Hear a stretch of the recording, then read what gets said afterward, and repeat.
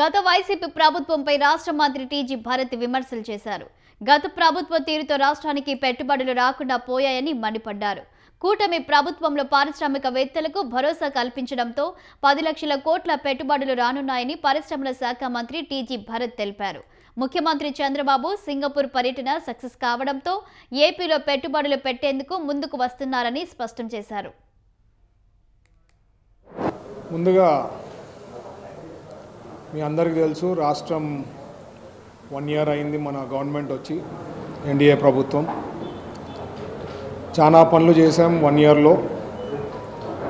చంద్రబాబు గారు లాంటి లీడర్షిప్ ఉండడం అనేది మనం అందరూ we should be very fortunate అండి.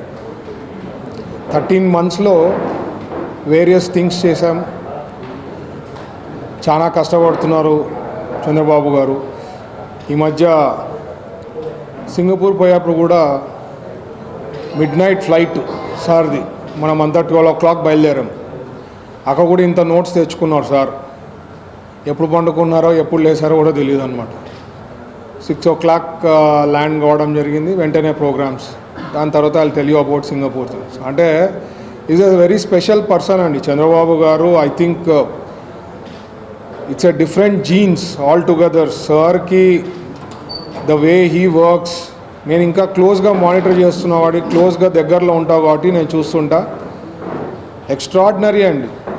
అట్లాంటి లీడరు మన పక్కన ఉండే ఇంట్లో వాళ్ళకి మనకు వాల్యూ తెలియదు అంటారు చూడండి, అట్లా మన రాష్ట్రానికి ఆయన ఒక అసెట్, ఒక లీడర్. అట్లా లీడర్ ఉంటే ఆ స్టేట్ ఎంత గ్రో అవుతుంది అనేది you will see in the coming years అండి.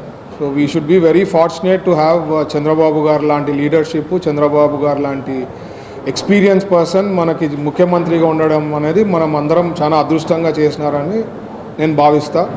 చాలామంది కూడా భావిస్తున్నారు. నేను ఎందుకంటే డోర్ టు డోర్ కూడా పోతున్నా కాబట్టి